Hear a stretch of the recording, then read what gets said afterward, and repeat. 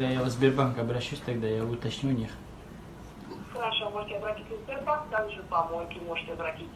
Помойки? Там дверь закрыта, да, у вас сейчас. А какой помойки говорите? Сбербанк чалып, ар бир инсандарга чалып, башыңарды айлантып, номер картаңарды сурап, акчаңарды болгон акчаны картадан алып койгонго мүмкүнчүлүгү болуп атат.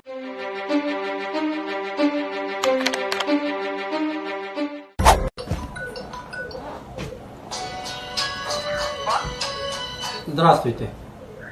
Здравствуйте. Звонили, да?